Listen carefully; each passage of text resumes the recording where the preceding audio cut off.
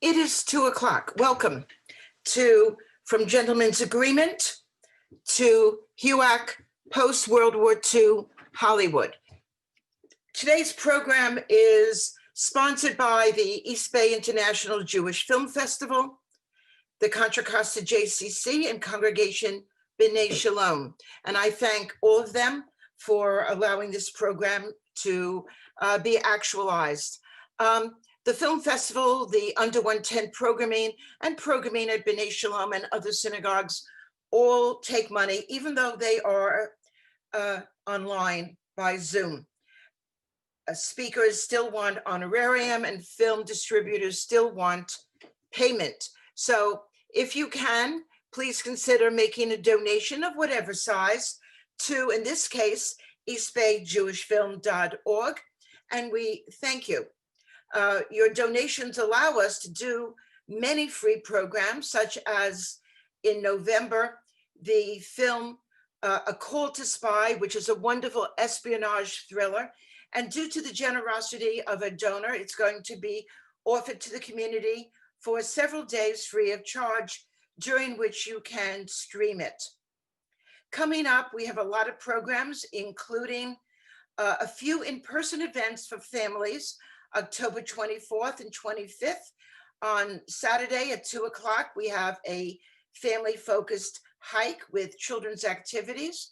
And on Sunday, the 25th, in the morning, we are having storytelling in a park. You can see all of this at our newly updated website, under1tent.org.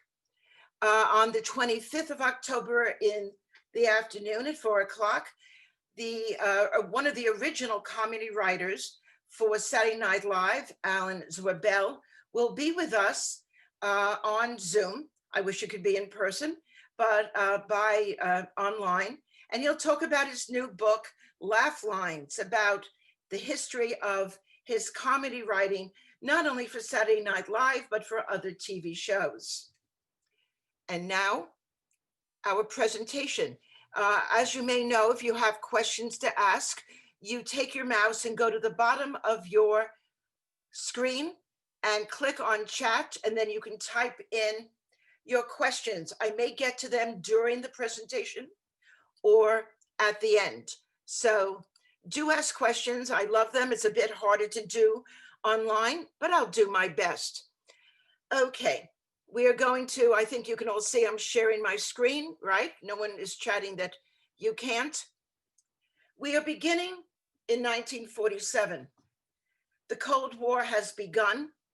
And just a year before, people in America better understood what was happening when Winston Churchill, at a speech in Missouri at a college, used the word Iron Curtain, indicating that there was a very big barrier between the Soviet Union and its satellites and the democratic West.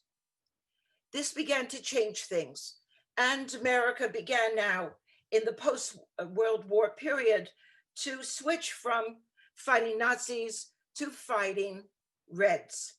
Communism, sympathizers to communism, and even people who were called pink lice by one person who was very much in support of HUAC, the House Un-American Activities Committee, and hoped that Hollywood's pro-communist writers, directors, and producers, later actors, would be kicked out of the industry. 1947 was also the time of two films, Gentlemen's Agreement and Crossfire, the first two American films that dealt with American anti-Semitism. Later on, HUAC, I'm just going to call it that, but it was the House Un-American Activities Committee. HUAC was started, and it later led to McCarthy, though it was not the same. McCarthy was a senator, HUAC was the House of Representatives. But HUAC in 1947 paused for a while and then resurfaced in 1951, even with more power and more blacklisting. The concept of HUAC was that Hollywood was very, very influential in brainwashing American citizens. And this was seen in 1941, even prior to World War II, when Hollywood was looked at by a Senate committee, Interstate Commerce, who thought that the films were trying to encourage war frenzy, trying to encourage America to support Great Britain with more weapons, more money, and supporting perhaps our going to war directly against the Third Reich. Fortunately, those hearings did not lead anywhere. They were supposed to have been resumed in January of 1942, but we all know what happened on Pearl Harbor, at Pearl Harbor in the beginning of December. And then we were committed to supporting our ally, Great Britain, and to the war effort. Before we go into HUAC, a little bit about the two films. They were both promoted by producers and directors and their studios by non-Jews. This is important because the Jews of Hollywood in 1947 were still very nervous and not comfortable in their own skin.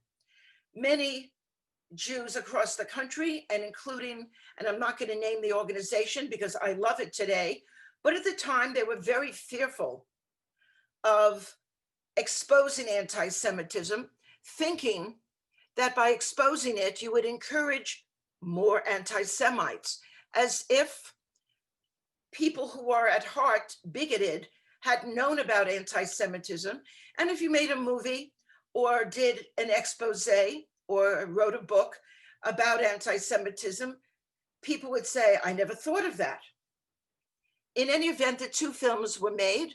Crossfire, a film noir, a detective story, came out early on in July of 1947 by the studio called RKO. And the director was Edward Dmytryk, born in Canada, and the producer, Adrian Scott. If you know about HUAC, you will have heard those names because both of them became members of the Hollywood 10. Crossfire, and you can, I think, see it on some streaming channels, maybe even in Infinity and Comcast, was based on a novel called The Brick Foxhole.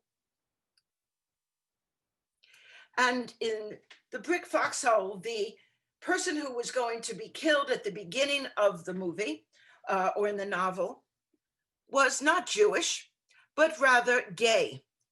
At that time in 1947, when you made a film, you had to submit the book, the play, the novel, the short story that it was based upon to the censor czar, whose name was Joseph Ignatius Breen in the Hayes office. And he would give thumbs up, I'm trying to think of where my thumb is, or thumbs down, depending upon if he thought it was too sexual, it was too shocking, it was something that Americans should not deal with. And gay issues, gay characters were not allowed on the screen, at least, I'm gonna let someone in, at least openly. So here are some shots from the film. The man over here at the bottom is the character's named Samuels, and he is killed. I know it's giving away something in the first 10 minutes of the movie. And the rest of the film is who did it? Which one of these soldiers seen above was the murderer? And the detective was none other than Robert Young. He is an Irish Catholic, identified as such, because later in the film, he will give an outstanding, very powerful, emotional lecture to the soldiers about the dangers of prejudice, referring to the murdered Jewish veteran of World War II, and talked about his own life story, both in Crossfire and in the later film, Gentleman's Agreement, which came out in the wintertime of 1947. Prejudice was Americanized in the sense that to be prejudiced was to be anti-American. All of us experience, to one degree or another, a bias by some people. And to be a good American, you should not hold these prejudices. This movie starred, and I recommend it if you like film noir, Robert Young, Robert Mitchum, Robert Ryan. And it was nominated for the Best Picture of 1947, but lost to the next film we're going to talk about, Gentleman's Agreement. That is a photo on the bottom of Edward Dmytryk, who directed the film. He would later go on, and I'll tell you about what happened in between being in the Hollywood 10 and doing these films. He later went on to direct one of my favorite films from that time, though I didn't see it as a child, but The Caine Mutiny, Raintree County, and The Young Lions, which starred Montgomery Clift and a lot of very famous actors and actresses. I do recommend it. Okay. The producer was Adrian Scott, and he was also one of the Hollywood 10. He was not as lucky as Dmytryk. Dmytryk actually, in the early 50s, named names. This was something that made some people not very happy with him, but he did go to jail, and therefore they were not as angry at him as people were with certain people like Elia Kazan, who named names very early on and did not get blacklisted at all. While we have his picture here, Adrian Scott did not fare well in the United States. He had to leave for England, where, if you were old enough, you may have seen The Adventures of Robin Hood. It was an evening show on CBS, and he directed that while in London. I think it was a London production. Gentleman's Agreement, I am sure that almost everyone has seen. If not, it is available to screen. It was directed by Elia Kazan, who did give out names to HUAC, and more about that later. And it was released at the end of the fall period, and it did win several Oscars, including Best Picture. We're not going to see the movie. If we were doing this in person, we could, but not right now, at least. And Elia Kazan became very, very famous for his films. Many of them won Oscars.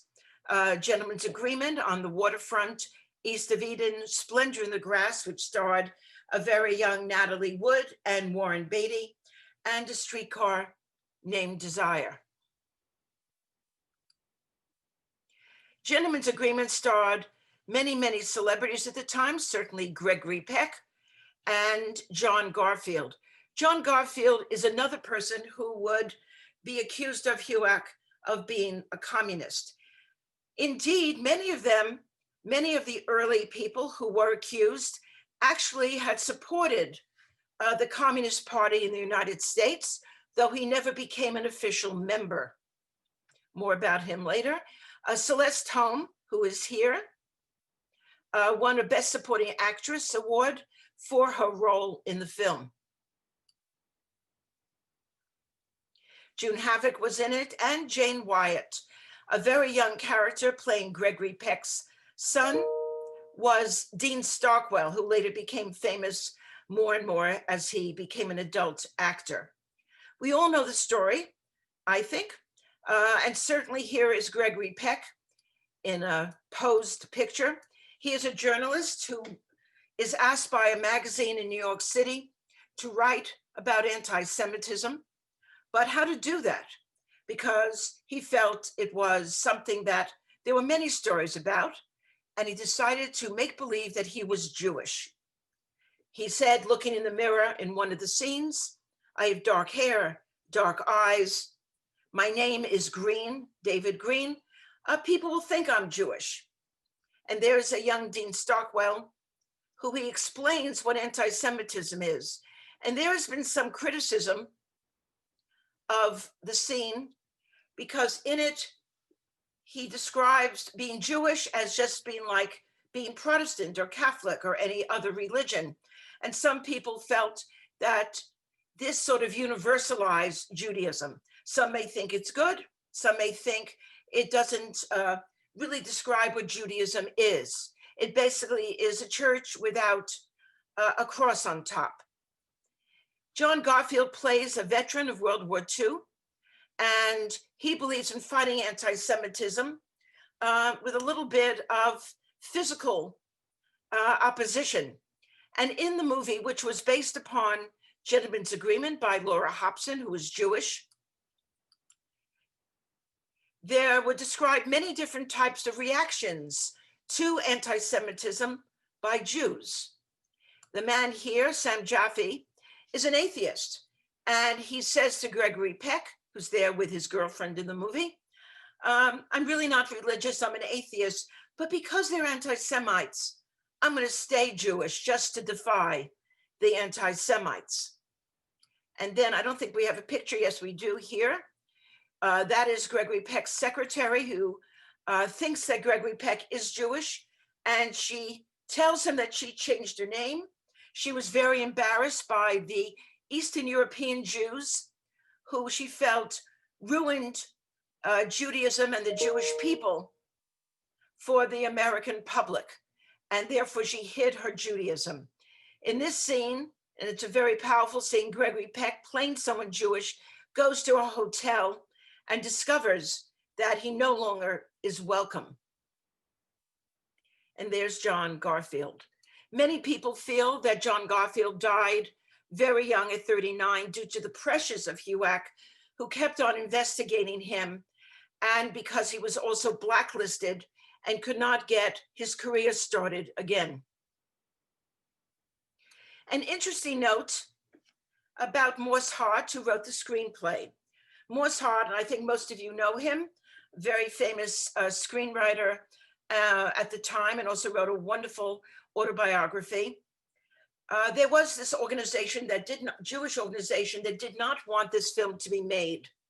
They felt that it would encourage more prejudice against Jews.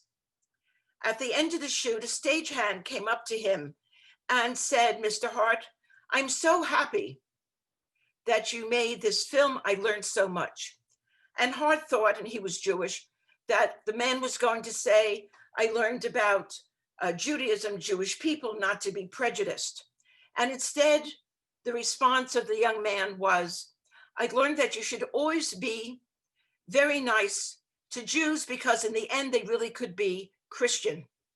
Hart was not very happy with that comment by the young man. In 1947, in the fall, the House Un-American Activities Committee came to Washington, D.C. The first hearings would last under 2 weeks. They were being very argumentative, very ill-tempered, very difficult during the second week. And it was the second week when those called the Hollywood 10 would be cited for contempt of Congress. Why was Hollywood chosen as a target of communist hunting? Why not some other industry? There were many reasons. One, it was well known that some screenwriters, very few, but some were members of the Communist Party. And therefore, that was well-known knowledge. The HUAC investigators didn't have to dig very deep into the industry to know that. Two, there were some bitter strikes in 1941 against the Disney studios and later against Warner Brothers after World War II ended. And there were suspicions and accusations that some of the strike leaders were either members of the Communist Party or influenced by them. Three, Hollywood had big names, publicly known names. So if you made accusations, the average American would be interested in that rather than some official in another industry, steel workers, Teamsters, whatever. But people knew Hollywood stars. They also knew the movies that screenwriters wrote. And therefore that would bring a lot of PR to the committee and to its chairperson, J. Parnell Thomas, who was very politically minded and hoped one day to become a senator, maybe even governor or more. you will find out much later on where he did end up. Indeed, Hollywood was very vulnerable. It was vulnerable, as had been seen in 1934 when it gave in to the Legion of Decency and agreed to very strict censorship laws. So people knew that if ticket sales dropped, Hollywood may indeed give in to what HUAC wanted. There also was, for the first time, a crack in Hollywood.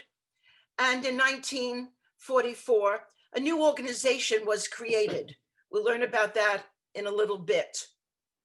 And there were 3 World War II films made by Hollywood, which we'll name in a bit, which showed the Soviet Union in sterling colors as a wonderful place to live and work. And after the war and the Cold War erupted, people in HUAC look back at these films by, one of them was called Song of Russia, and hopefully we'll be able to see a clip if I can work it out well. And they said, why did you show this film? It looks as if Russia, the Soviet Union, is nirvana, it's wonderful. And therefore, you must have done it on purpose to promote communism. And we'll talk about that in a minute. HUAC originally was not an anti-communist organization. It was started in 1934. It's not an organization, but a subcommittee. Samuel Dickstein started HUAC as a subcommittee of the House of Representatives, not to look at communists, but to look at Nazis. Indeed, there were Nazi spies even before World War II began. And one of them, the story of one of them was made into a Hollywood film by Warner Brothers, not a very good film, but a film with Edward G. Robinson. And there were also spies in Los Angeles who gave information eventually to the Nazi Party. The American-German Bund had over 25,000 members in the United States towards the end of the 1930s, and he was very interested in that. But his hearings did not continue, and therefore HUAC went into sleep for a while until 1941 with this member of the House of Representatives from Texas. His investigators were very heavy-handed, and the hearings, they weren't actually the hearings like in HUAC, but the investigation became a joke. One of his investigators discovered that there had been an ad by one of the studios in a communist-owned French newspaper. And the Hollywood stars who signed the ad saying, congratulations, the newspaper was Ce Soir, excuse my French, were James Cagney, Clark Gable, and the well-known notorious communist Shirley Temple. Of course, I'm joking, Shirley Temple was not a communist. And when Dees from Texas and his investigators said, well, you see, look at all these communists, journalists and cartoonists began to laugh. There began to be jokes like, oh, can I see Mickey Mouse's red card? Maybe we should ask Donald Duck if he's a communist. And so the investigation petered out. But then in 1945, it surfaced again with this man, John Rankin, a Democrat from Mississippi. Rankin is an odious, obscene individual. I don't know how I can say it worse than that. He accused Hollywood in 1945 of communist leanings. He had vigorously supported the Japanese internment during the war. On the floor of the House, he called a Jewish member by the K word and uttered the N word for an African American. And someone said, Representative Rankin, you mean Negro? You actually said Negro, didn't you? And he said, no, I said, and then he repeated the N word. He would try to run, or he did run for Senate, but fortunately, not for the House where he remained, but for the Senate, he was not elected. The new person who would be in charge of HUAC in 1947 was a man whose name was originally Feeney, but changed it to sound more establishment. His name was J. Parnell Thomas, and he was the chair of HUAC, would push it forward and became a very big opponent to the witnesses who were across from him in the chamber room in October of 1947. And now I'm going to put this on hold and unshare and try to, well, I'll talk about the films first. There were 3 films that Hollywood made because the United States government's Office of Wartime Information asked that these films would be made to show support for the relationship and alliance of the Soviet Union and America. And the films were the 1944 Song of Russia, with a very well-known actor at the time. I'm going to scroll down. Robert Taylor. And that is his wife, and they're fighting together against the Nazis. He is an American music conductor, symphony conductor, and he falls in love with a world-class pianist played by this woman. But because of the war, she goes back to the Soviet Union and he follows her.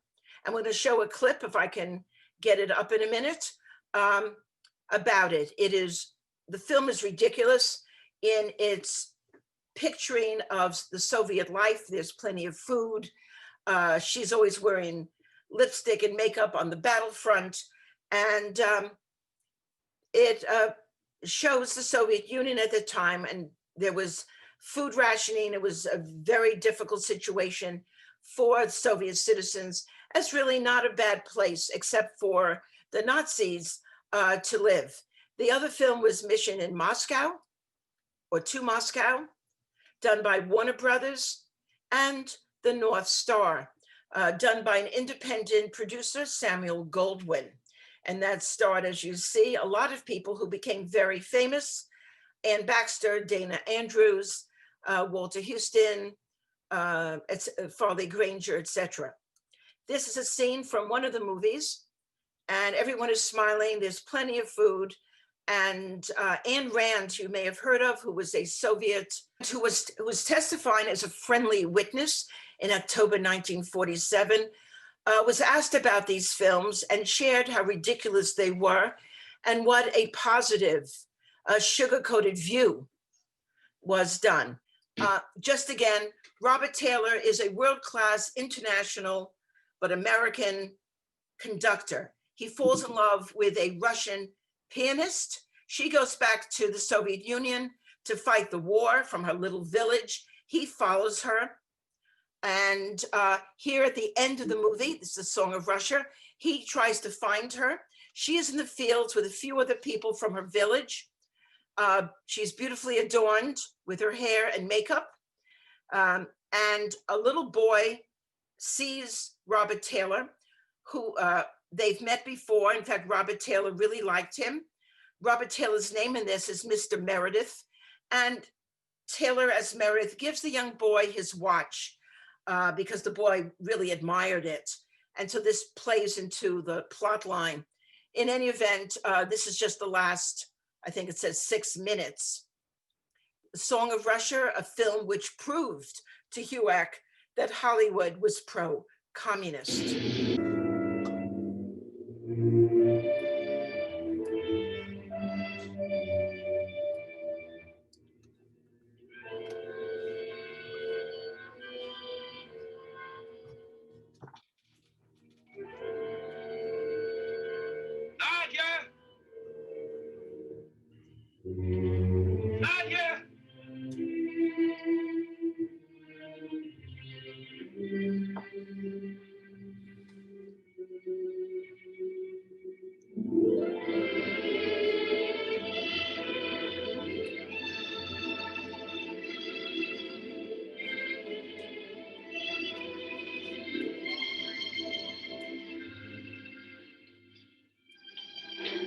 Oh, darling, are you all right? I'm so worried about you. I'm fine. Now. It's so good to look at you again, to hear your voice. But, darling, I love you so much. It almost hurts my heart. I thought I would never see you again. I'm here, darling, with you, and I'll never leave you. Say it again. Over and over again. I'll never leave you, Nadia, never. Mr. Meredith. Boris, Father, good to see you all. I ran into some soldiers on the way. They said that the Germans are getting pretty close. You going to leave here with the army, or do you have other plans? We have no plans. We're going to stay right here in those woods. We'll make them pay in blood for every home they've ruined, for every foot of our land they've ravaged.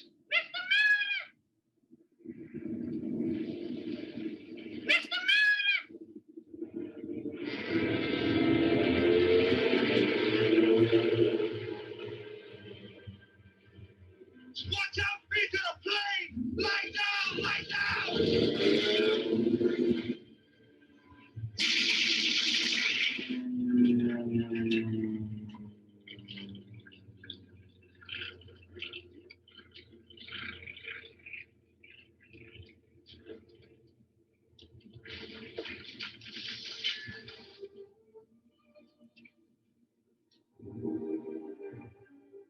I'll be all right, Mr. Meredith.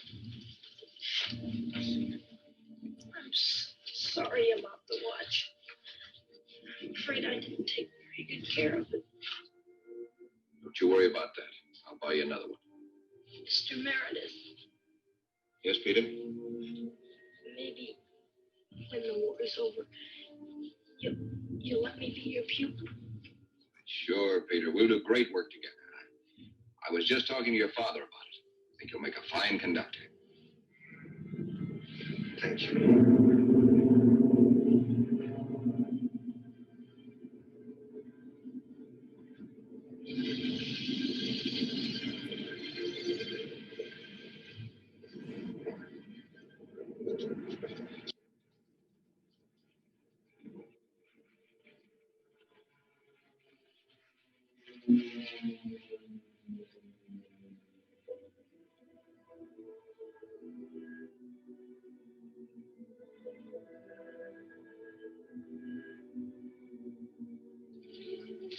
Rest in peace, my son.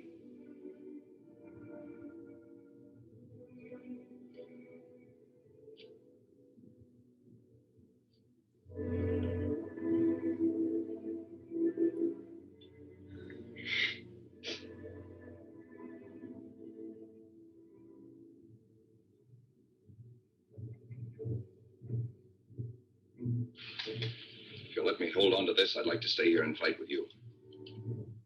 We would be proud to have you with us, Mr. Meredith. It would be a great honor. But I'm afraid it is not the right way. Why not? Because there is so much more that you can do. You can go back to your country and tell them what you have seen here. You are a great musician. Your people love and respect you. And whether you speak to them in words or in music, they will know it to be the truth. Mr. Meredith, we may be cut off any minute now. And how shall I make you understand that this is the greatest thing you can do? But you're asking me to leave my wife. No. Nadia goes with you. But, Boris, my place is here with you. No, Nadia. Your place is wherever you can fight best. Our country asks from each of us just that. You can help your husband in America to tell him that we will hold on. That millions like your father, my son, are not sacrificing their lives in vain. That with us there's no doubting, no question, nothing but to win. That no matter how far the Germans get on the map of Russia, they'll never conquer one single mile of it. Your share in this fight is just as important as ours. No matter where your duty takes you, and no matter how far away you and John may be, we will feel you fighting side by side with us. All soldiers in the same army, fighting to bring a new life to our children. For that great day of victory when the whole world will ring with a new song of freedom. We will be bringing our great countries closer together, in this fight for all humanity.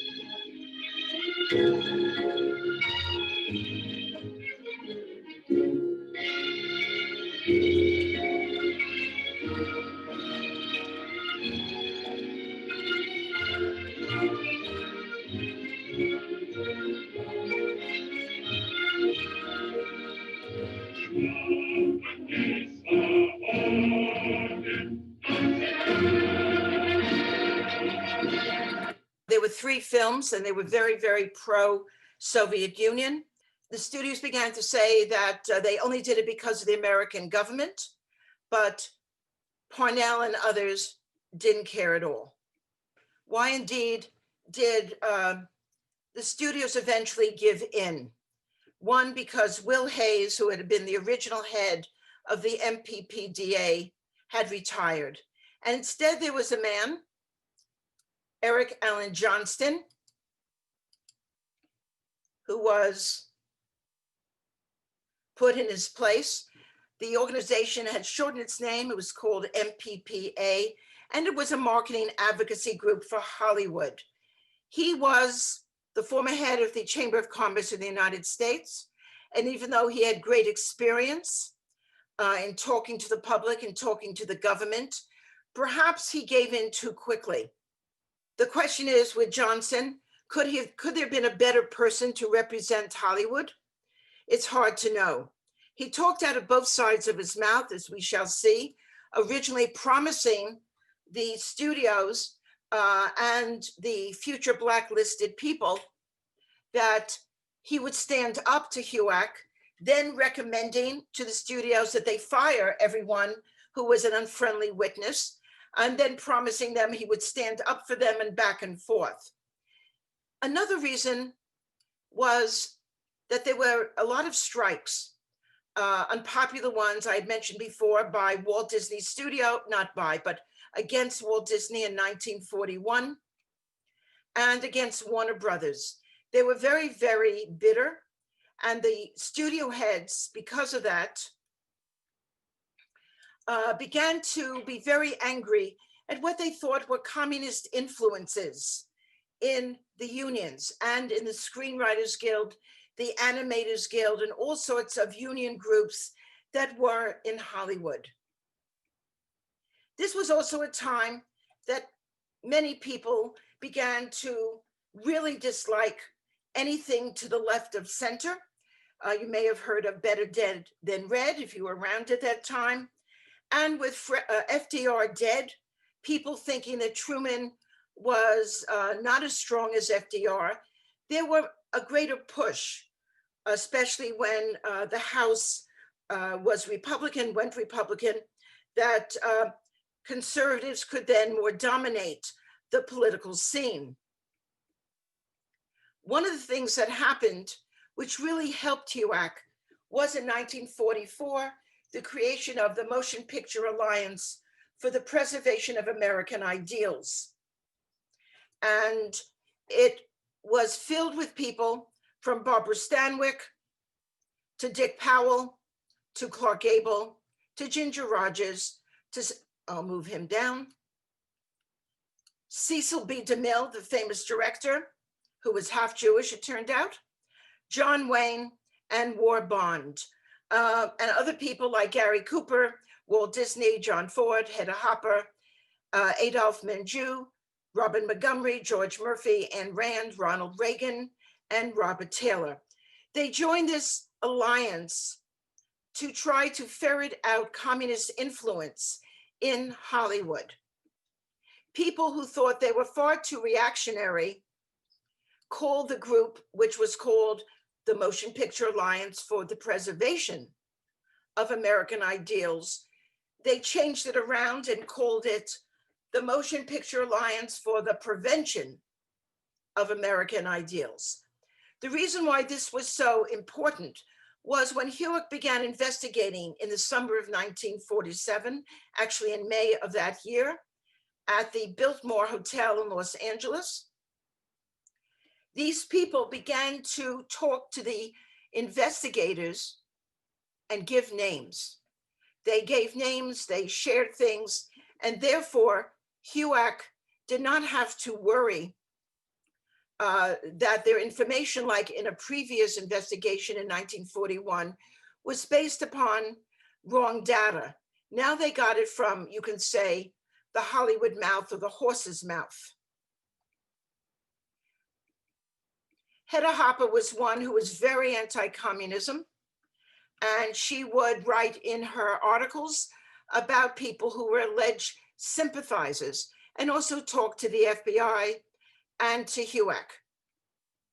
One of the people who talked especially to the FBI was Ronald Reagan, who would be a source of information for quite a long time. We're talking about before he became president of the United States. At these investigations, 2 studio heads were there, in particular, Jack Warner, of course, Warner Brothers, and Louis Mayer of MGM. They both said that they knew of communists in the industry, even in their own studios, but said, but we won't let them get away with it. We censor things that they write. So don't worry, our films are not communist at all. Later on, in front of the cameras in October of that year, they began to backtrack because they realized they perhaps were too, they were too forthcoming, and they would say, yes, I know that they're communists, but I never knew one in my own studio. However, they were still considered friendly because they were so vigorous in their opposition to the Soviet Union.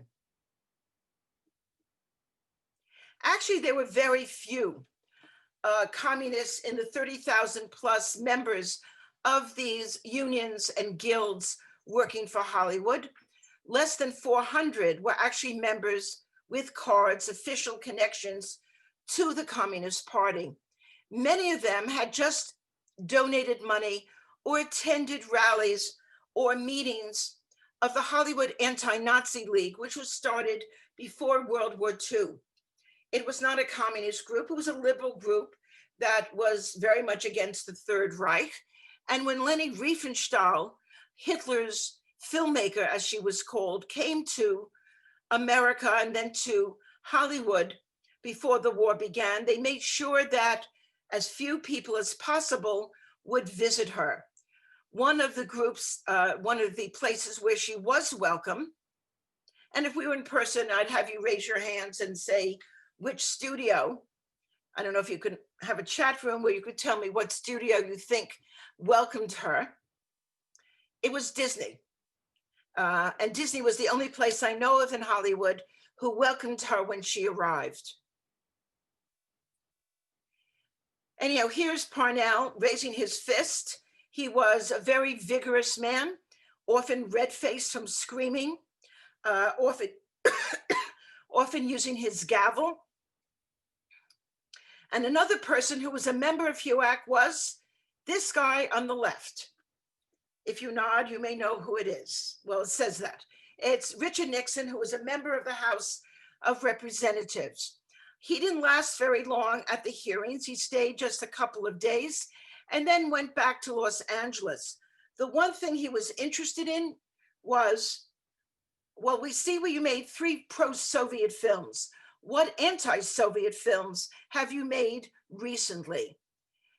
These questions led the studio heads, and these are, you can see some photographs from the hearings, very crowded. There were more than 900 people in this room in the House. Here, over here is Richard Nixon, and Parnell must be somewhere, but I can't see him. And there was a lot of press. Over 150 journalists attended these hearings. The first week were the friendlies, people who had been interrogated originally by the FBI and HUAC in the spring, summer. Adolf Menju, you may have recognized him, always dressed in a very dapper fashion. One of my mother's favorite actors, Robert Taylor, who was in Song of Russia. He would tell the investigators that he was forced into being in that movie. He didn't want it, and he knew it was pro-communist. Here is Ronald Reagan and Robert Montgomery, also friendly witnesses. A witness here, you can't really recognize him very well, but his name is there, Gary Cooper. Gary Cooper gave a very, very strange account. He hated communism, against communism. He had seen some films that were communist. When they asked him give the names, he couldn't. And that's what he would sort of do. He would emphasize how much he disliked communism, but then really not give specifics. This was Jack Warner. There really were Warner brothers. Jack and his brothers, especially Harry, ran Warner Brothers Studios. He didn't seem very intelligent in the hearings, but he remained the major broker of Warner Brothers for many, many years.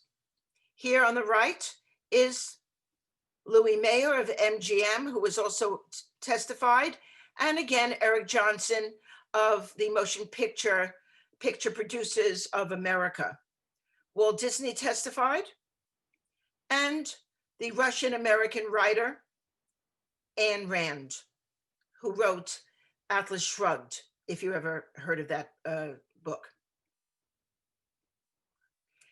Before the second week of the hearings, where the unfriendlies, as they were called, were going to testify, they, as you can see by their smiling faces, were very optimistic. They all had attorneys. They all felt that their strategy against Parnell Thomas and the HUAC investigation would be very successful, because they were not going to take the fifth, which many of them thought would make people feel that they were indeed guilty. You know, when you say, I'm not going to incriminate myself, it makes people think that you have something to be ashamed of. Instead, they were going to quote the Bill of Rights, the First Amendment. Congress shall make no law respecting, et cetera, or prohibiting the free exercise of freedom of speech, the right of the people to assemble and to petition the government for redress of grievance. To them and their lawyers, if they stood behind the First Amendment, the American public would appreciate what they were doing, wrapping the Constitution and Bill of Rights around themselves, and that would be considered very patriotic. And therefore, they would not be cited for contempt or anything else. Here's Richard Nixon. However, it didn't work. It backfired. Ring Lardner Jr., you'll see a picture of him soon, said, "We thought we were winners. We didn't anticipate that our careers would be wrecked." And Ring Lardner was a screenwriter, and basically it would ruin his career. There was a gigantic fundraiser for an organization that supported them. It was called the Committee for the First Amendment. One of these big fundraisers was at the home of Ira Gershwin. You've all heard of him. And it was so busy with stars and excitement was there that there was no room for anyone else to enter. What they didn't know was outside, as people entered, there were FBI agents taking down the license plates of the guests and then finding out who the cars belonged to. This was a way of finding out who potentially was a communist sympathizer, perhaps even a card-carrying communist. Lester Cole, who was one of the Hollywood 10, along with Lardner, went to Ronald Reagan, who he knew. He had just negotiated a very, very generous contract for being a screenwriter with MGM. I know it doesn't seem very much at what he did. It was $2,500 renegotiated. At that time, that was a lot of money. And he was very nervous, however. And he talked to the MGM attorney and said, "Are you sure I'll have a job? Because I plan to buy a house or buy a car," whatever he needed. And the lawyer responded, quote, "No half-assed congressman is going to tell MGM how to run its business." Well, they did. They blinked and capitulated. The second week was supposed to start with Eric Johnson, the head of the MPPA. In other words, he's the new Will Hayes. And he was going to open up the second week with a lot of testimony about how Hollywood could not stand communism, but we must honor the Bill of Rights, the First Amendment. And therefore, he thought it was a good way to introduce the unfriendly witnesses, wrapping the Constitution, the Bill of Rights around them and making them seem patriotic. However, Parnell Thomas, who was head of the chair of the HUAC investigation at the time, was very smart. Not a nice man, but very smart. He decided that his face should not be the first one in week 2 for the public to see. The hearings were on radio, I forgot to mention, certainly in the press, and some of the studios showed a replay condensed on TV. These were the early days of television. And so people got to see what was happening. Certainly they got to see it in the newsreels when they went to the movies. But Parnell Thomas would not let him be the first speaker. Instead, they were going to be the unfriendlies. And he chose someone who was very, very argumentative, very, very arrogant, and someone who basically did the unfriendlies a disjustice. It was, and his name, and I have to find him here, Lawson. Okay, over here.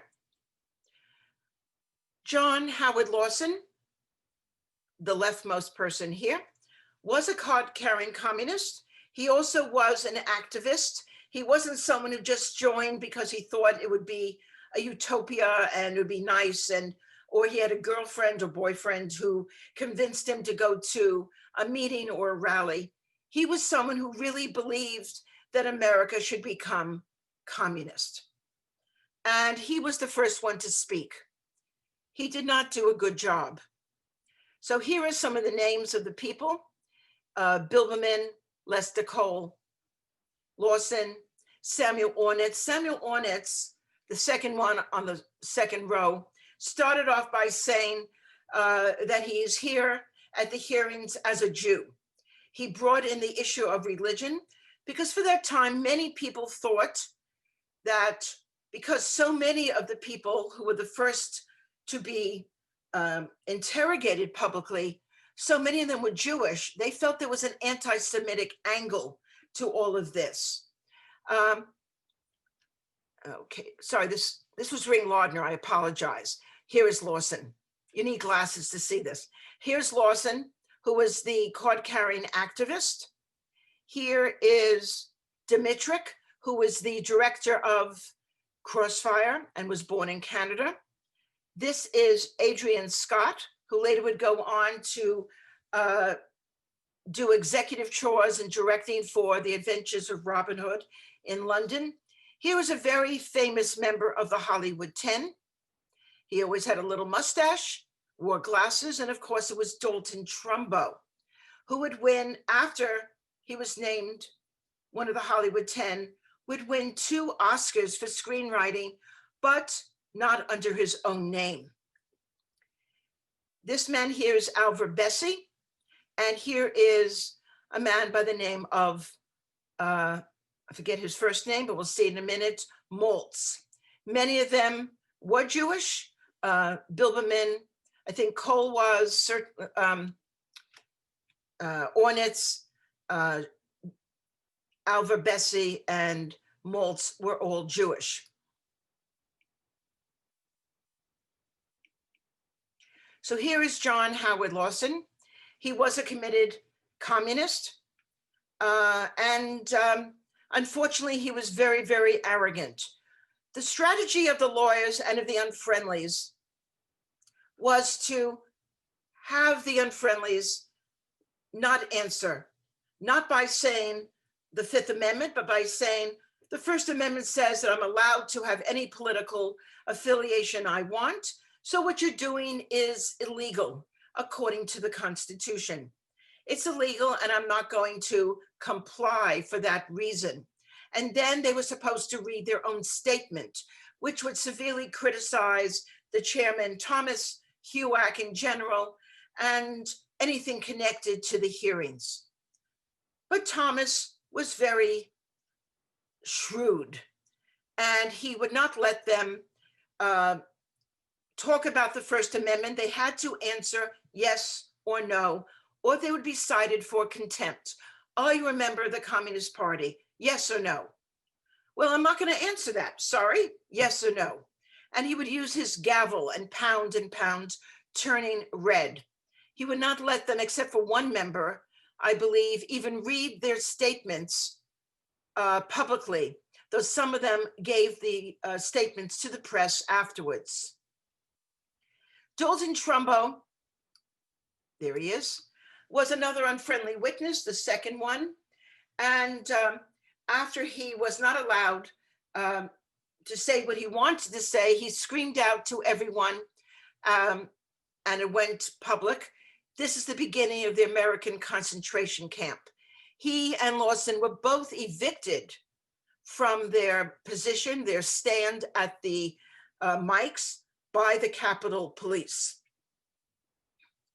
Here's Alvar Bessie, another unfriendly, and a Hollywood 10. Lester Cole, the police photos of Ring Lardner Jr., Samuel Ornitz, Bertolt Brecht. Bertolt Brecht was the 11th, and had he stayed in America, he may have been cited for contempt or not. He decided he was not born in America, he was German born, and he would eventually settle back in Germany, not in West Germany, but in East Germany. He was supportive of communism, but when he was testifying, he would play games with his wording. He would answer like, well, maybe that's right. I think so, or maybe not. He played with his words, but because he didn't fight Thomas or yell at him, Thomas actually complimented him after he gave his testimony. Because he was fearful that because he was not a citizen of the United States, he would be arrested and sent to jail. In fact, the others were arrested and sent to jail. He left the very next day for Paris, and then eventually, as I said, settled in East Germany. Here's director Edward Dmytryk, Adrian Scott, Herbert Biberman, and Albert Moltz. They were all, except for Brecht, the Hollywood 10. At the time, there was a lot of shame in many places, but as you'll see at the end, there actually is now a star where all the stars are for actors and directors on Sunset Boulevard, and it says the Hollywood 10.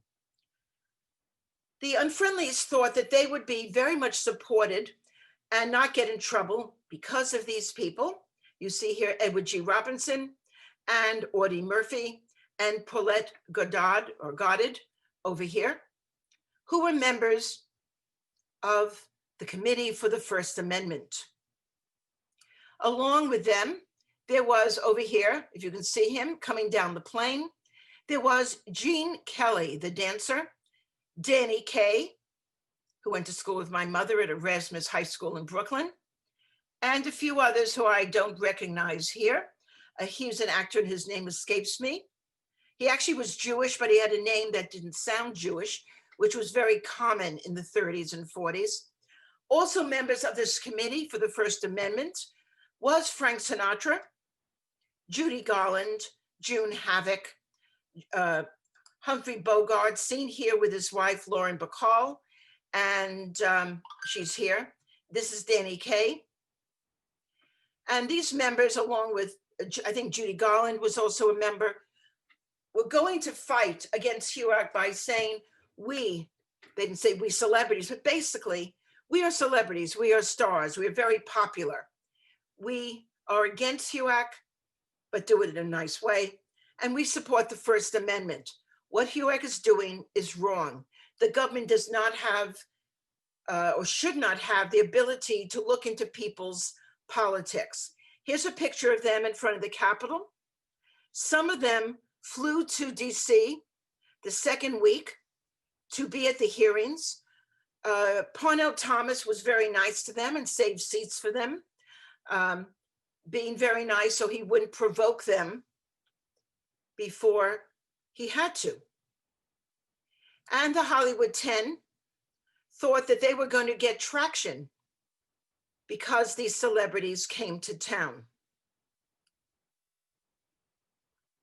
Here are a few more of them. There is Humphrey Bogart, Danny Kaye, Lauren Bacall. I'm not sure who this person is, but they came, they sat there, and within days, and we'll talk about that in a minute, they ran back to Los Angeles. Some people supported HUAC, in fact, probably the majority of the United States, and some people, as you see in this cartoon, thought it was the wrong thing to do. Here you have the committee by these three men, and here is free speech, which is wrapped up and being pushed around by people like Parnell Thomas.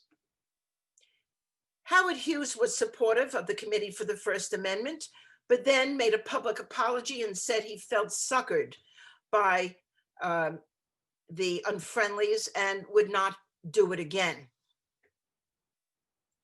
What would happen very quickly after the very argumentative, acrimonious, gavel-banging testimonies and several of the unfriendlies being escorted out or evicted by the police was that the studios began to call up or have their agents call up the stars who had gone to DC or the stars who were very public in their support, like Katharine Hepburn. And they were asked to dance backwards, to recant, to say they were fools or suckers, or they didn't know what they were doing.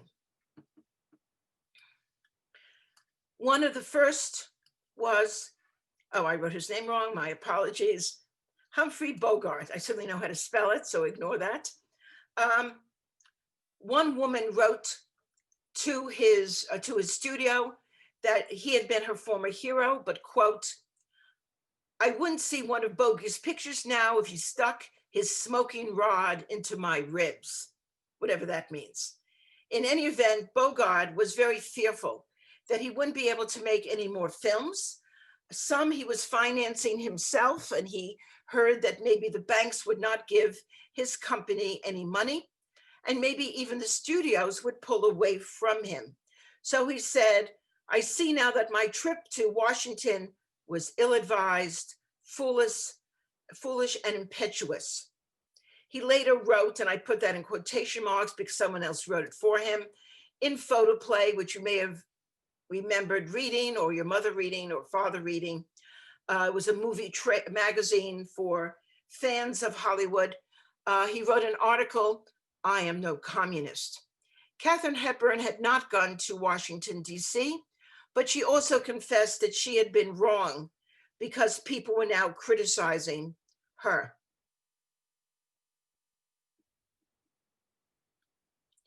All of the Hollywood 10, and they left out Bertolt Brecht because he was no longer in the United States, and probably because he was nicer on the stand than the others, were charged with contempt. Because this was a subcommittee, the full committee of HUAC had to vote along with the House. They voted to continue the citation, and then for several years, it wound its way through the court system and eventually went to the Supreme Court in the early 1950s, where the Supreme Court, I believe, did not rule on it, and therefore it went back to the lower court ruling, and the citations stood. All of the Hollywood 10 would get jail time. 8 a year in jail, and a $1,000 fine. Two of them, including the director, Edward Dmytryk, would get 6 months. But before that happened, the studios and Eric Johnson of the MPPA, the marketing advocacy group of the producers and the studios, had to decide what to do. Their optimism, at least of some of them, their belief that they could fight HUAC, obviously was no longer correct. There were a lot of people saying they wouldn't go to the movies. They were going to write a big list of screenwriters and directors and actors and whoever who were accused of being a communist, and they wouldn't go to their films. So on November 24th and 25th of 1947, in the Waldorf Astoria in Manhattan, a big meeting was held with Johnston and dozens of attorneys, and as well, some of the studio execs and the movie studio heads. Johnston, now a man who had promised that they wouldn't get in trouble, but before that had said to the studios, why don't you just fire them and end the whole thing? And went back and forth, now said to them, we have to do something, come out ahead or go ahead of the bad press. And over 2 days, a statement was issued. Members of the Association of Motion Picture Producers deplore the action of the 10 Hollywood men who have been cited for contempt. We do not desire to prejudge their legal rights, but their actions have been a disservice to their employers and have impaired their usefulness to the industry. We will forthwith discharge or suspend without compensation those in our employ and will not re-employ any of them until such time as he is acquitted or has purged himself of contempt and declares under oath that he is not a communist. This was shocking to the Hollywood 10 who had expected support. Some of them would just give up and say, okay, I'm no longer employed. Several of them, however, sued the studios, and it was settled out of court because the studios now were willing to lose a few $100,000 rather than see ticket sales plummet. It should be known that ticket sales were at a big high in 1947 at around 90 million people a week. They later would drop within 10 years to 60 million. This is not primarily due to HUAC, but to something I think most of us have in our either bedrooms or living rooms or family rooms, a TV. TV began to decimate ticket sales, and the studios didn't want more negativity to drop the ticket sales even more because of the unfriendlies. The aftermath, what happened? Okay, here are some of them with their attorneys. Here's Dalton Trumbo over here. And I think, I don't know them all by heart. That's Edward Dmytryk. This is Samuel Ornitz. Some of them lost their homes. One went to Mexico. Trumbo would write under pseudonyms. We'll see this in a minute. Okay. But other people were dragged into the mess because HUAC, the first set, stopped in 1947 in October, with Parnell Thomas saying that he was going to suspend HUAC for a while. He would later get sick with jaundice after an operation and a blood transfusion. And then, and I'll wait to the end to tell you what happened to him as well.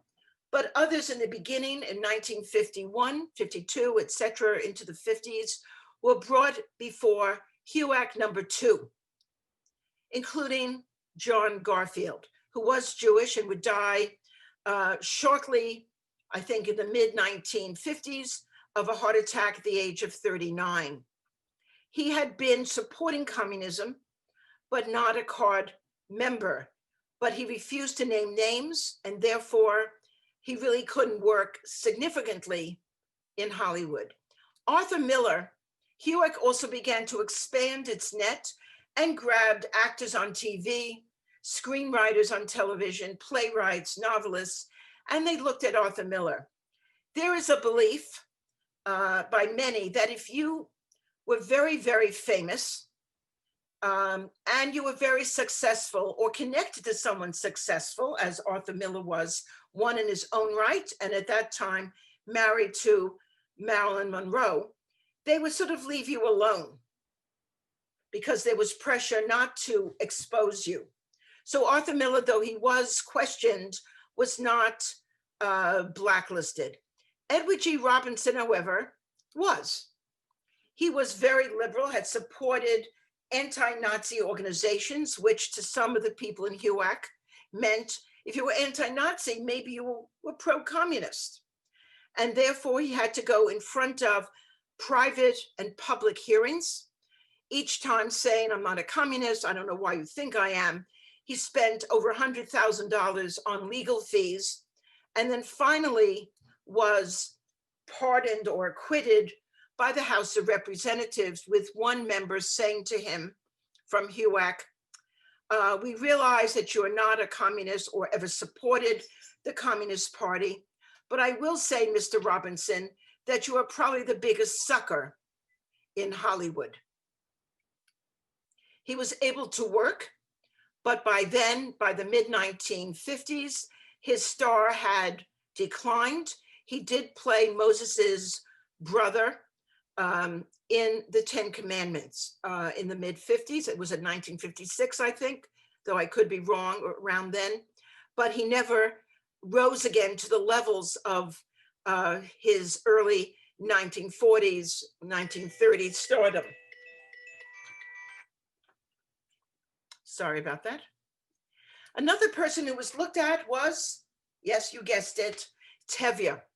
Fiddler on the Roof star on Broadway, Zero Mostel. He was identified as a member of the Communist Party. They probably would have given him a way out, but he refused to name names. There were two ways that you could be employed if you were a communist or a very strong sympathizer. You could recant either in a private meeting or publicly acknowledge that you didn't like communism, that you were stupid having gone to a meeting or a rally or given money to some front group. Or you could, if you really weren't in danger, you could name names, and he refused to do so. The famous line that he gave was when he was questioned, what do you think, or what did they think I was going to do being a card-carrying communist? Sell my acting secrets to the Russians? When he testified, he made fun of both his studio, which had fired him, calling 20th Century Fox 18th Century Fox, and also made fun of HUAC whenever he could. He later would find work again, but for many years he was out of work. I should say you should see a film. I don't know if you can see me. The Front, if you can see it. The Front is a fictional film, but is based upon true stories of people who were blacklisted, including Zero Mostel is in the movie, playing a fictional character. Woody Allen, I know some people don't watch his films, but this is actually a very good film. He did not direct it, for those who care about that. Woody Allen, though I don't believe in censorship, I believe we don't really know if, well, I'm not going to go into Woody Allen's story, but you can see his art, A-R-T, his films, and also maybe not like him as a human being. In any event, Woody Allen plays a nerdish character, and his best friend, probably from high school, goes to him and says, I'm a screenwriter, as you know, but I'm now blacklisted. Can you be my front man? They could send you the check, you'll say you wrote the scripts, and then you'll share the money with me. And it's a very, very good film, highly recommended. And you can see it on Infinity by Comcast, because I checked it out. Okay, here you have Edward Dmytryk, who later, in order to get back as a director, did name names, and later went on, as I said before, to direct The Caine Mutiny and several other big films. Here's Dalton Trumbo, still writing many years later. Here, a very famous picture in his bathtub. And I forget, I'm embarrassed to say, I can't remember who he is. So my mind is sort of blank at the moment. Here is something about all of the Hollywood 10. Samuel Ornitz began to write novels again, but didn't write screenplays. Herbert Bilberman, I think, went to Mexico and did the independent film Salt of the Earth. It was a pro-communist film, and very few people ever saw it. Lester Cole, in order to support his family, took on many jobs. As you can see here, a waiter, a short order cook, a manual labor. And then he wrote again, but under a pseudonym. Al Verbesi became a stage manager at San Francisco's Hunger Eye, I apologize, nightclub, and wrote novels. Adrian Scott moved to London. Edward Dmytryk, we already talked about. Ring Lardner later wrote The Cincinnati Kid, which won Best Adapted Screenplay, won Best Adapted Screenplay for the very famous movie, which I think a lot of us loved, MASH. He picked up the Oscar and he joked to the audience and the TV audience that he had won an Oscar 28 years before, and he planned to come back in 1998 and win his third, which of course did not happen. The film in 1942 for which he wrote was Woman of the Year.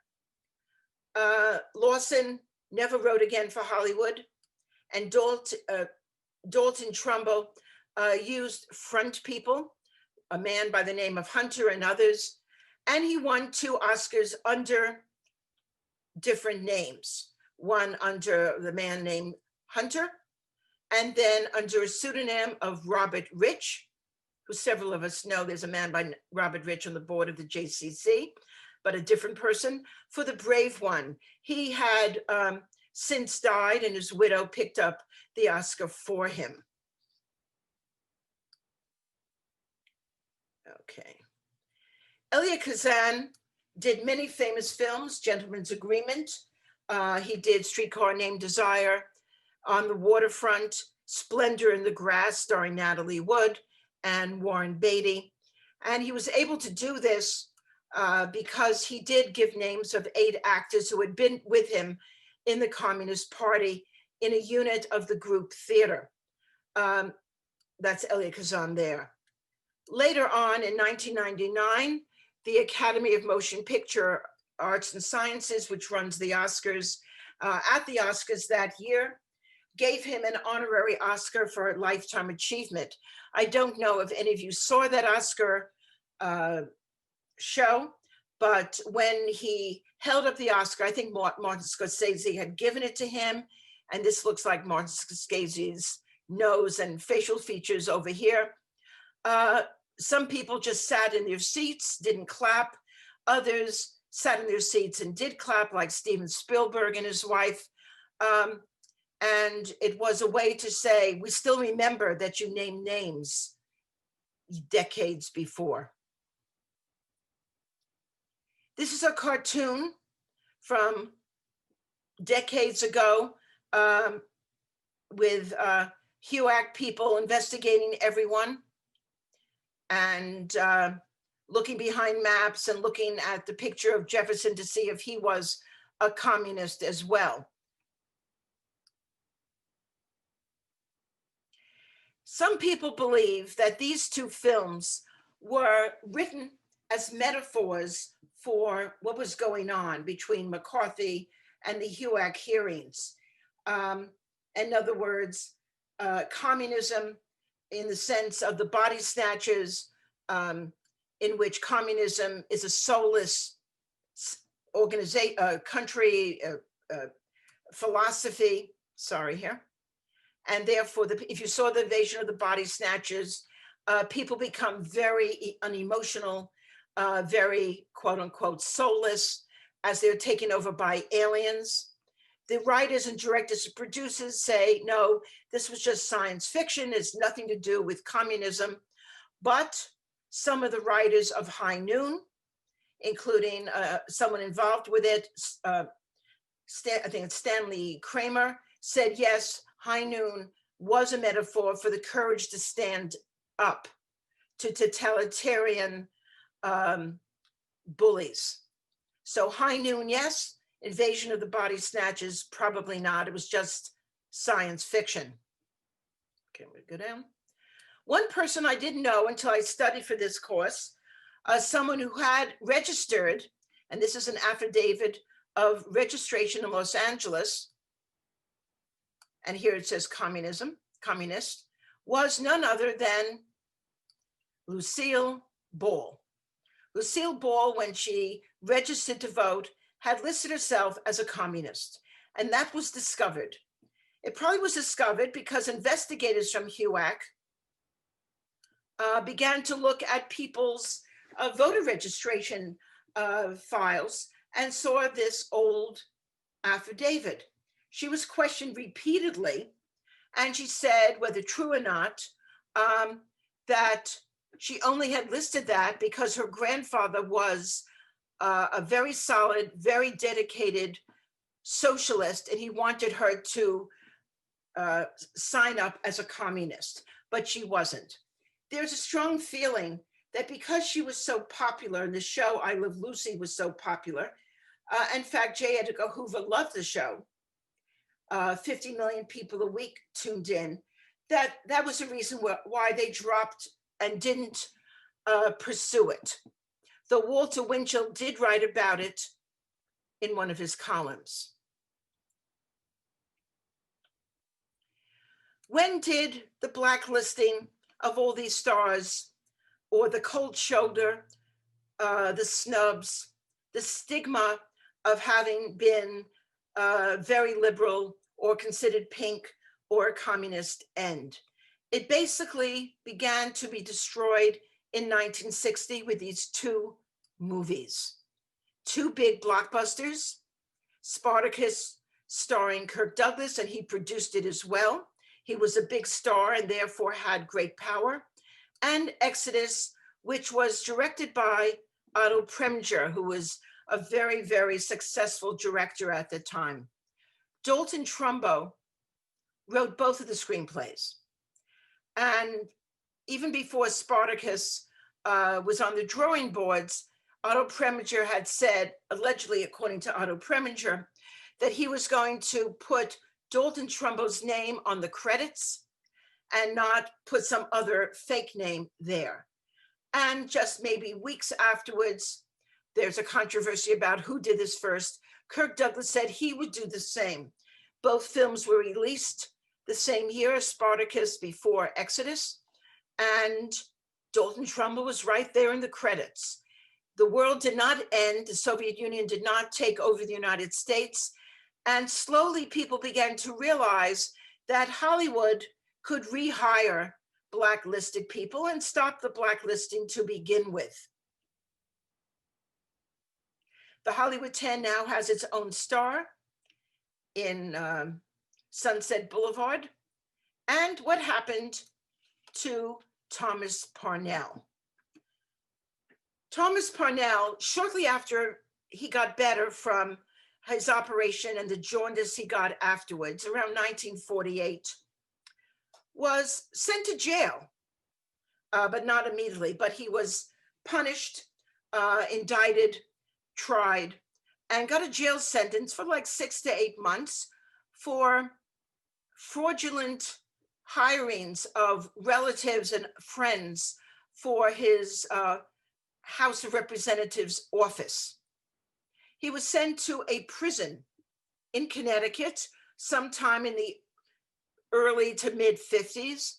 And there he saw none other than two of the Hollywood 10 who were also serving their jail time there. and they tried to stay away from each other. And at that jail, which was not too strenuous an experience, people often did chores. One of the people who was there, Lester Cole, was in charge of getting rid of weeds and cutting down the grass with a scythe, and which is the symbol on the communist flag, along with a hammer. And one day he was across the yard from Parnell Thomas, who was working in the chicken coop, cleaning it up. And Thomas was trying to be snide and not happy that the people he put in jail were going to see him in the same jail. He said to him, and I'd like to quote this so I get it correctly, "Hey, Bolshe, I see you still got your sickle. Where's your hammer?" And Lester Cole, one of the Hollywood 10, shouted back to him, "And I see, just like in Congress, you're still picking up chicken shit." In any event, that is the story of HUAC. Okay. Richard Conte, yes, was in one of the pictures as a Hollywood star with the Committee for the First Amendment, and he was listed there. Yes, someone writes that the Department of State supported the Soviet Union American alliance to be shown in a good light. And yes, there was an organ, I don't know if I mentioned it, it was the Office of War Information, and they told Hollywood what type of films to make. There were films called platoon films, where each platoon member, or at least a lot of them, represented a different ethnic or religious group of Americans. So there was a Polish Catholic and an Irish Catholic, someone who was English background, etc. Almost always the hero was a Protestant American, and there'd be a Jewish person who either was a lawyer, an intellectual, or a comedian in some way. So those were the platoon films. The studios did, for very little money, make training films, and they did make these 3 films, which were very simplistic, as you can see. Okay. Someone mentions any attempt to improve people's lives regarding civil rights or liberalism were often labeled communism, and certainly to stigmatize those of whatever profession, whether Hollywood or some other field, to stigmatize them and to prevent them from getting an American audience. Thank you. I didn't know Ayn Rand was Jewish. Okay. Oh, he didn't. Okay. Edward G. Robinson, I said corrected. He played the cruel slave master and not Moses's brother. But he was given a role in that 10 Commandments movie, and it was one of the first big roles. I forgot he was the slave master, but in any event, his career never came back. John Wayne, yes, there's a book about High Noon, which talks about it being a metaphor for HUAC and what was going on with McCarthy. And John Wayne was very conservative and probably would not have liked the film High Noon. When did he, McCarthy was in the 1950s. He was a senator. He was not part of the House Un-American Activities Committee. One of the Hollywood 10, I'm not sure if it was Ring Lardner or Lester Cole, says in an interview years later, someone said, well, there were only really 10 of you then. Yes, you had horrible lives afterwards, or at least most of you. And he said, had we won the Supreme Court, which they thought they would with the citation, of contempt, their lawyers and themselves, and probably others in Hollywood, looked at the Supreme Court. Oh, it's very today's world, au courant. And they said, okay, there's so many liberal Supreme Court justices, so many conservative, and they're more liberal than conservative. So most likely we are going to be not held for contempt. The Supreme Court will uphold the First Amendment as it applies to us. But between the 1947 hearings and when in the early 50s, It may have been 1950, I'm not sure. The Supreme Court was asked to rule on it. Two of the liberal justices were no longer there. I think they died. And they were two conservative justices, or maybe it was 1952, but in any event, there were two more conservative justices, and they ruled against them. So, yeah. Another thing about yes. John Wayne was very conservative, obviously. Ronald Reagan and George Murphy also were members of the Motion Picture Alliance, which gave names to HUAC. And just like J. Parnell Thomas thought this would launch a higher political career, he ended up in jail. He didn't expect that, but just as he thought he could become a senator, maybe a governor, Ronald Reagan later became a governor and then a president because he got a lot of face time in talking about what happened at HUAC, being at the HUAC hearings, and so did George Murphy. So HUAC did affect the political lives of several people who were testifying. Any other questions? What was the talk about gentleman's agreement? Could someone elaborate more on that? Oh, Lester Cole was on the faculty of San Francisco State College's film department. Thank you for sharing. I didn't know that. So a lot of them, you know, Dalton Trumbull was successful afterwards. He was an excellent screenwriter. He also wrote things very quickly, as he would for Spartacus and Exodus. I think Spartacus, he was not the first choice. There were probably other people who wrote first, but because he was very quick to write, he could redo the screenplays that were not very good by other people. So he was very well liked, and a lot of people knew who he really was, even though he put someone else's name there. They just looked the other way. The interesting story was Lester Cole was also a very good screenwriter, and Louis B. Mayer of MGM really liked Lester Cole. That's why they gave him this big salary of $2,500 a week, which then was torn up because he was a communist. But anyhow, before the hearings, Mayer said to him, Lester, or Mr. Cole, however he addressed him, I don't care if you're a communist or not, but you have to say that you hate communism.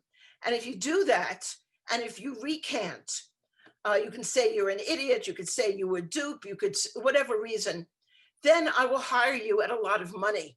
But you have to do that. So Louis B. Mayer and all the others, at least most of them, knew who people were who were card-carrying members or who had gone to rallies or things like that. The bottom line was, who can write the best screenplay and make us some good films, which will bring in a lot of people. So unless, I don't see the connection between the two movies in HUAC. The reason is that I was talking about after the World War II. There isn't a connection. So I'm sorry if I misled anyone. It was what was happening after World War II. The HUAC, some people believe that the fact that there was so many Jewish witnesses, the unfriendlies, meant that they were purposely targeting Jews. Other people will say that, and I'm not an expert at HUAC to know exactly, I didn't, interview, he's passed away, of course, Parnell Thomas, were they a greater percentage of Jewish communists in the Screenwriters Guild? Jews tend to be more on the liberal side, and therefore, and there were a lot of Jewish screenwriters. What is interesting was that both the trial of the Rosenbergs, who were later executed for spying for the Soviet Union, and the HUAC hearings did not lead to increased anti-Semitism in the United States as we go from the end of World War II into the 50s. In fact, anti-Semitism dropped dramatically after World War II, after increasing during the war. So for whatever reason, the fact that a lot of the people were Jewish did not increase people's prejudices. Part of that, people believe, is that when you were a soldier in World War II, you got to meet different people. and you got to see them as human beings, not as a label, not as a stereotype. Also, more and more people, due to the GI Bill, were going to college, where you also got to meet other people and hopefully got an education about life and prejudice and etc. There's one more question, Riva. Yes, Trumbo. There was a movie with Bryan Cranston, and it's a great film. You probably can rent it or stream it someplace. Yes, Trumbo was a character, and I do recommend that. I also recommend Guilty by Suspicion. If you can see it, it stars Robert De Niro as a blacklisted, I think he was a writer. I saw it a long time ago, and I highly recommend, where is it? The Front. There is controversy about Woody Allen. I will still see his films. While I may not go to dinner with him, if he invited me, I would still see his films. I try to separate. I don't like censorship. So to me, you can see his films and you just don't have to like him as a person. And if you don't know what I'm talking about, you can probably Google it. But The Front is excellent. He didn't direct it. Who directed it? I'm not sure if it's Walter Bernstein directed it, and Martin, was it, or written by, sorry, Walter Bernstein wrote it and Martin Ritt directed it. And a lot of those people were on the far left and got in trouble in the early 50s with HUAC. So there are a lot of books on the subject. And again, coming up on Sunday, Sublet, a film by Eitan Fox, who wrote Walk on Water. You can watch it at any time. Someone asked me that question earlier. You can be at 3 in the morning and 10 at night, and you just go to East Bay Jewish Film and you get, thank you to Claire, who is the tech director of everything. And you can see the film. There is a charge of $8.50, so you can bring friends you trust for social distancing in. We don't care if there are 10 people all wearing masks watching it. But a film that is free for November is A Call to Spy. We will do a mini film festival in April. And between now and the end of the year, we have a lot of author events through B'nai Shalom and the JCC. And we also have in November an author who's writing about Facebook and how it began and where it is now. So a lot of good things happening. And one more thing to push in January 10th, you also, the Green Book, or should see the Green Book. The Green Book was an actual Green Book, a motorist guide for people of color, which they used to navigate the South, to find hotels which would accept them, find restaurants which would allow them to eat inside along with everyone else. And an author researcher is going to be talking about the history of the Green Book on January 10th, Sunday at 4 o'clock. Some of these lectures and author events are done in the afternoon because the authors live in the East Coast and they don't want to be around at 10 o'clock. For those who love Around the World with Fred, one of our most popular programs, he is starting again December 1st through the 6th. We are showing the Argentinian film Anita, an excellent drama. It's a slightly old film, but it remains excellent. And Fred will talk about Argentinian Jews in light of the film on Wednesday, December 2nd. Again, everything is on under110.org. And if you don't get our e-newsletters or the real talk from the film festival, to make it easy, you can email me and we'll make sure that you are put in our database. My email is rivagambert@gmail.com. And so thank you very, very much, and see you at something else in the future. Be well, be safe, and go to some of our events. Bye.